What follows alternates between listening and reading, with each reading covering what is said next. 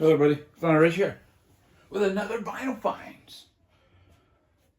Everything's used except for one, and I teased this one, I have a lot of things I want to say, and I know I'm going to forget something.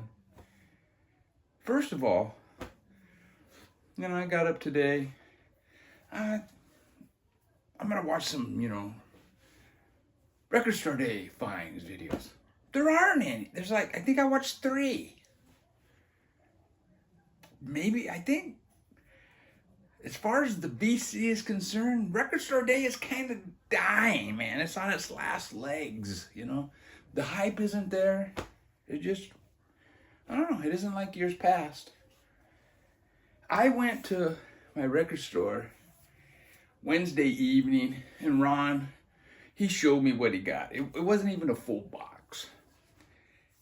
And there was only one title there that was even vaguely interesting, and that was the Ramones live at CBGB's 1977. I have Ramones live at Roxy 1976, so I don't need it. But anyways,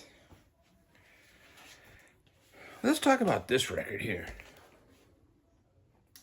Now, Jackbox, I got an announcement from Jackbox Records, and they said, pre-order, and they showed the shirt. Yeah, that's a cool shirt. It was like $28. I thought, that's kind of steep, but that's a cool shirt. I didn't realize the record was going to come with it too. I already have this record. So I have the one I play, and I have this one that's sealed. Now, I might have talked about it in my Pink Floyd video I did. I have a sealed copy of this too. So I have 2 sealed copies. So if I ever do another contest, that could be what, the winnings are, sealed records. Now I'm going to start this off with 2 VCLTs that I received. It's more than 2 months. It's probably close to 3 months ago. And both of these guys probably gave up on me. They probably unsubscribed because I didn't talk about the generosity from each. Well, the first one is Human Eye. Don't know this band. This came from Martin Jones from Detroit. But he's lived all over the world, And on the back it's signed. It says Vinyl, Dear Vinyl Richie, Rock and Roll, Rollium, Slab, Journey, Rubber Dust, and it says Timmy Vulgar. And then your guess is as good as mine as who that is. But I guess Timmy Vulgar, it's Timmy Lamigan or something. He's the vocalist and guitar player, maybe? Yeah. And that's what stands out on this band. The guitars and the vocalists, man. I really dig the singing. But man, the guitars are very distorted. Just at times you think it's like a garagey sound, but this is way out there weird. It's got really good synthesizers. Not like 80s. No, this is like noisy, weird stuff blended with the weird guitars. The bass player's great. The drummer's satisfactory. But yeah, it's really cool. You got Two-Headed Woman, Rare Little Creature. These songs, they kind of start out like a normal in a whacked out way. But then they end like really, they build up to this chaotic nightmare mess. And it's wonderful. And the last song is Universal Nurse. Man, that's a crazy ass song, dude. I love this record, dude. It is fantastic. I think it came out in 2008. Yeah. Never heard of these guys. Human Eye. Fantastic, man. Thank you, Martin. And this is what the record looks like. Crook or Hook. crook hook. Whatever. Now, I got another VCLT from a nice chap. Motherfucker, I'm always dropping shit, you know? Ugh. Up in Washington, Portland, Oregon, or Seattle, or one of those hipster places up there. We're talking no other than Blockhead. And he sent me Blood and Chocolate by Elvis Costello. Now, I messaged him back and forth, you know. But I think the first 6 or so Elvis Costello albums are great. And after that, I have no interest. And he sent me this. And it's actually really good. And it's with the Attractions. That's probably why.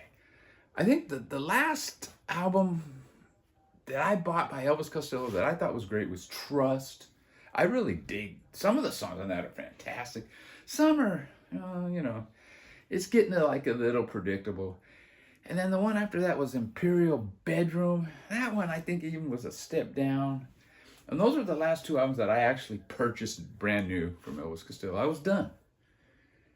But then I saw that Goodbye Cruel World in the used bins, you know, back in the 80s. Let me check it out. It was horrible. So I go, yeah, I'm definitely done with Elvis Costello. I think that one came out in 84. This one came out in 86. I think Blockhead's trying to convince me that, no, you got to be a completist. Get everything. Nah. I'm going to keep this. I'll listen to it. But I don't need any more, man. I got enough Elvis Costello to last 10 lifetimes. And to be honest, the one that the only one I listen to nowadays is his debut. And I sometimes play that country one. The other ones I don't really play that often. But thank you, Blockhead, up there in Tacoma, Washington, with all his hipster friends. And this is what the labels look like. I don't know why I bothered with that. It's just a regular Columbia. And this is what the inner sleeve looks like. It's got all the words. And the words are quite interesting. But words are overrated. It's the music that counts, you know? Well, like I said, I went Wednesday evening. I took in some records, another batch of records I'm going to sell. It was like a pile like this. They sold for, what was it, $1,660, which is pretty good, you know? And Ron showed me the record store day, Black Friday record store day stuff that he got. And I'll be quite honest, half of it, I had no clue what it is. The Billie Eilish, okay, I know who it is, but that's all right. The Wicked, he had quite a few of those. The book, you know, actually, I'll say this. I read the book, Wicked, and it was really enjoyable. The movie, but anyways, I picked up a new record while I was there Wednesday, and it's the new Twisted Teens. I knew this was coming out. Thought it was a European only release. Maybe it is, but he had a few copies there. And it's fantastic. Look at that cover, man. I hope you can see that, dude. The white dude, he's a trip, dude. He's got a vest on, you know. The black dude, he's always dressed up sharp. The white dude, he's got a vest on. Now that's a conscious fashion choice. To, you know, you put on a t-shirt and then you put on a vest on top of that. That is a conscious choice that, you know what, I'm a little hipper than these other wankers, you know? But then on the back, the guy's got a straight jacket on. Now Ron, he said this is better than the first one. I I've only listened to it twice. I mean, I just got it. And we got company over for the weekend. I like it. It's kind of similar to the first one. But man, that first one, man, it hooked me, dude. But it's a good album, dude. My favorite band of this century. And I don't think you're going to be able to see this too well. You got Twisted Teens. It's kind of dark in here. I don't like to turn this light on, you know? Maybe I should. It puts my face all in shadows. And then you got this. And then you got Words. Similar lyric sheet to their first one. And I bought one other record while I was in there. And this record's been on the wall for months. And I streamed it. The first time I saw it, there was this record and there was the third Ultimate Spinach record. And I got home that weekend and I streamed both of them while I was in the backyard drinking a few beers. And the Ultimate Spinach one, I did not like. It's like they're trying to do radio rock. It wasn't good. This one here I didn't care for. But I streamed it over and over. And the more I streamed it, the more I really got into it. And it's the Electric Prunes' fourth album, Release of an Oath. The what? Yeah, the Release of an Oath. Okay, that's good enough. And it has a sticker on here, promotional, not for sale. And I told Ron, hey man, let me have that thing for $40. I'll take it off here. He goes, okay. And it's pretty good. It's similar to that minor, what is it? Their third one. The minor G, I don't know, a kind of religious album. There is orchestration in it. Some really good electric guitars. And similar vocals as their third one. It's basically a David Axelrod record. I don't know what Reprise was thinking when they basically broke up the band. They brought in David Axelrod to produce their third album. The band, I think, plays on it a little bit. I mean, I think each member plays on it, but David Axelrod brought in a bunch of session musicians, claiming that the Electric Prunes couldn't do, what he wanted. Well, what he wanted should have been called something else, and they should have just left Electric Prunes alone. They were a great band, a great psych band, and who knows what would have happened, But yeah, this is a really good album. And it comes with this original sleeve with Frank Sinatra, Nancy Sinatra, the Kinks, God Bless Tiny Tim, and right there, man, Axis Boulder's Love. And to my surprise, it's a white label promo. The first one's off the press. They always sound the best. Nah, that's not even necessarily true. Dogs. Okay, now these ones here I've picked up in the last 2.5 months. And this one I've had for more than 2 months, and it's one that Cosmic Brian showed. It's Deviled Ham. I had too much to dream last night. And that's the first big hit from the Electric Prunes. They do a cover of it. Now, I thought this was like an Exploito album at first, but apparently it isn't. There's this Big Al Pavlo. I don't know, he was a bigwig in the Rhode Island music scene. And he even had a label for a little bit called Smoke. Or Super, maybe. Yeah, Super. And this is on Super K, a Buddha Records. And the fact that it's on Buddha is why I thought it was a an exploito band, you know. But it isn't. It's a band, I think they were called the Ascots. And they had a couple of singles on the Super label. But then they changed their name, and it's more of a garagey affair. Side one of this is really good. Come on in, Alligator Wine, Frenzy, Ooh My Soul. And then you got an original here, Ooh Lickety Lick Wah, The Wanker on side one. And then you got Port of Ghost Ships, pretty cool. Now side two is The Raven, the Edgar Allan Poe. And it starts out with, I Had Too Much to Dream Last Night. And then you got the music from Rosemary's Baby, the theme song. It starts out really good, man, with the I Had Too Much to Dream Last Night. They do a really good garagey cover of it. Not as good as the original. But then this guy starts reading The Raven. And this thing is 20 minutes and 54 seconds long. And after about, I don't know, a couple of minutes, that guy reading The Raven is like, oh my God, this is horrible. I don't like side two.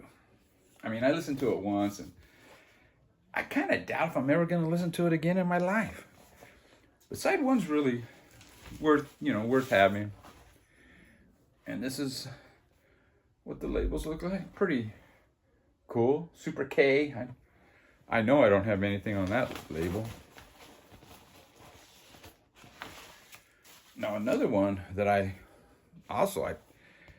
these are probably almost all 2 months or longer ago. And it's this Psyched Out one. I bought this based on the cover. And it's The Evening of the Magician, Randy Burns. Now, I picked this up because of the cover, and it's on ESP Records, ESP Disc, 1089. Now, ESP Disc, I have I think 2 other records, The Gods, and I don't know. I have a couple of records on ESP Disc. Pretty good, psyche, kind of fringe stuff. I guess is a better way to say it. Well, this is a folk album, pretty much. I guess this is his second album. His first album is straight up him and guitar, folk. This one he has a band. Matt Kastner plays organ and piano. John O'Leary is the drums. And you got Bruce Samuels, bass and flute. And yeah, the band, they do have the band on this album. It's called, I looked it up, and it's kind of like called acid folk. But you got songs like, I think it's Ron's song. It's pretty much a John Denver type song, you know.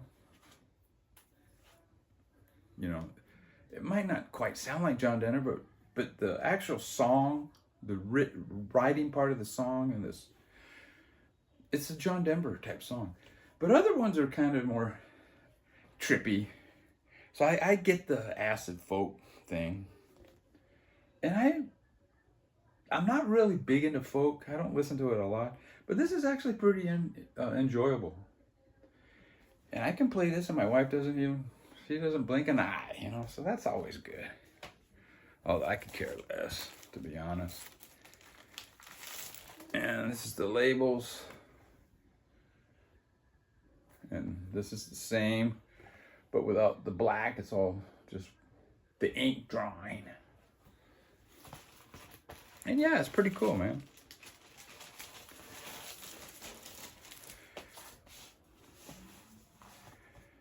Now this next one, yikes, The Electric Lucifer, created by Bruce Hawk. And I got this one because of the cover, and there wasn't much. And I don't know what label this is on. Doesn't matter. Columbia. It's a mainstream record, you know. Well, this is pretty trippy, dude. And it took me a while to get my head around it. And of all these, this is probably the one that's just hasn't gripped me like any of these other used records. And yeah, this one here says demonstration record, not for sale, little stamp on there. We'll look and see if it's a white label promo. But yeah, this is a Moog synthesizer album of all things. And I guess it's a concept album, and I'm not into concept albums. And I think it's a story of good versus evil. And I think good wins at the end, you know. The supernova and then the requiem. It's a trippy album, dude. I need to give it more listens, for sure. And it's on this regular Columbia 2i. Very cool, though. Yeah. A vintage record. And look at, I always love these original inserts. Got Johnny Cash, Ray Conniff, Miles Davis in a silent way next to Bob Dylan. Yeah, it's pretty cool, dude. Paul Revere and the Raiders. Gary Newman and the Union Gap. Oh, Laura Nyro. That's cool. Oh, Richie, you need to put this in an audiophile sleeve. Well, actually, it's been in this sleeve for, what, 60-something years. It's plays like near mint, so audiophile sleeve. But, I mean, I do appreciate audiophile sleeves, but I'm not going to pay and put all my records in audiophile sleeves. But I do want to give Blockhead a shout out. That Blood and Chocolate Elvis Costello, he shipped it to me in a very nice audiophile sleeve. Very cool. And this one came with this insert and words. The words to all the songs. Look at that picture, man. Oh, that picture's funny, dude. That picture's almost as funny as Carlos Santana's mustache, you know? And yeah, the words: sun, soon, ray of sun, reason, knowledge, no legends, stories, our story, history. Wow, that is deep. Now, I got another used record I was flipping through, and this is one. My cousin had this back in the 70s, and this is one I knew. And it's Jimmy Cliff, The Harder They Come. The soundtrack, man.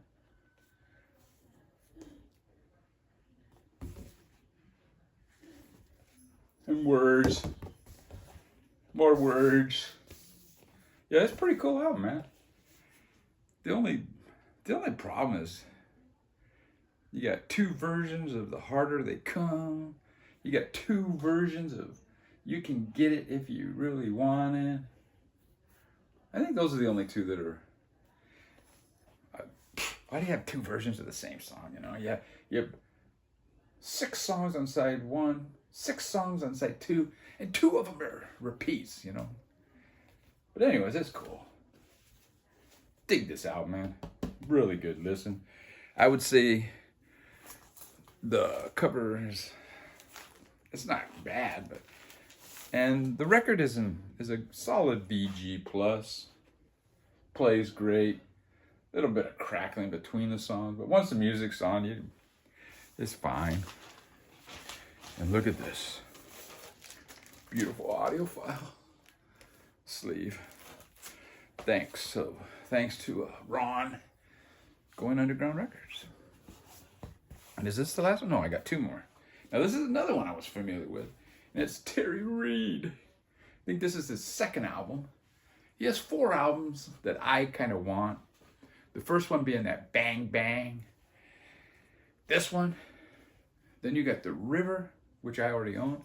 And then you got another one that came out in the later 70s, mid 70s. I want to get that one where it's got like a glamour photo of him on the cover. Of the 4, this is probably my least favorite, to be quite honest. It's a good album.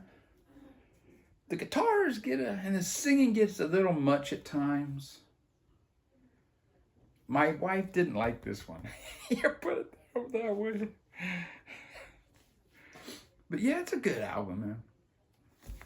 And like I said, I want to get his 4 albums. I never see that Bang Bang one, you know.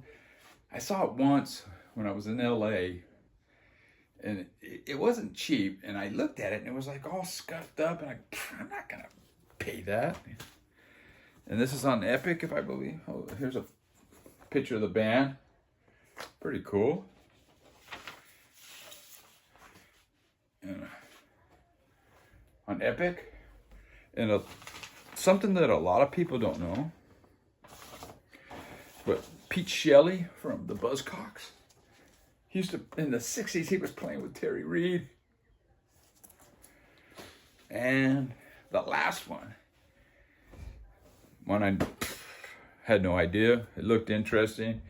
And it's another 60s Spanish rock in Espanol. Jose Luis y los Malos. Whatever. It's a Capital Punch Out, Capital D Mexico. And it's pretty basic fare. You know, rock, 60s rock, kind of garagey sounding. But then there's other ones, it's where they do add some instrumentation.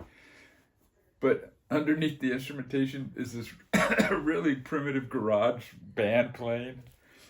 And they do have like a El Corrido de Durango. It's a corrido, whatever. It's not like a rock song, but it all fits in great, man. And yeah, I give this a thumbs up. I mean, it's not a Doug's or, you know, Kaleidoscope or like that last one I bought, that Zapata Revolution. That is a psyched out masterpiece. But this is a solid, good 60s rock album, you know? And I enjoy it, dude. Rock in Espanol. I love that shit. And that's what the Capital de Mexico labels look like. And that's it, man. I know there was some other shit I wanted to say. The Record Store Day videos, fine videos, were very disappointing. I watched 3, and I'm not saying that those were disappointing. It's just, I kind of liked watching to see what people get, you know? I mean, after you've seen 10, 20 of them, it gets a little repetition, but, you know, when I woke up, I thought, let's see what people got, and pretty much nothing, you know? I typed in Black Friday Record Store Day finds 2025, and mostly it's all Record Store Day, or record stores, preview videos. And Mazzy showing his records that he got. Man, have you seen that video that Mazzy had? Preview. He got a stack of free records, Record Store Day records, which is pretty cool, you know. Good for him, man. If he doesn't want that Bad Brains, he could always ship that my way, you know. And he says it actually sounds very good. I mean, I was kind of reluctant. No, Bad Brains in 1980, live in 1981. I was kind of reluctant, but he said it's a really good radio or soundboard recording. So that's cool. But anyways, take care, everybody. Oh, everybody's coughing. Take good care. Have a good Record Store Day. There was 3 Record Store Day titles that I'm interested in this Black Friday. One of them is that Craig Smith, Madi Tabadi. He changed his name to some Indian thing. They only released 400 of those, and it looks like it's his 2 albums, and it looks like it's in a box. So I'm not gonna find that because there's only 400, and the price is gonna be. The other 2, I'll probably be able to pick them up online. One of them, there's only 1,000 of the La Luz demos or alternate takes. I think it's a 5-song EP. And then the third one, I'm not gonna say, because I don't want people to rush out and get it and then I can't find it. That's how Richie rolls, that selfish bastard.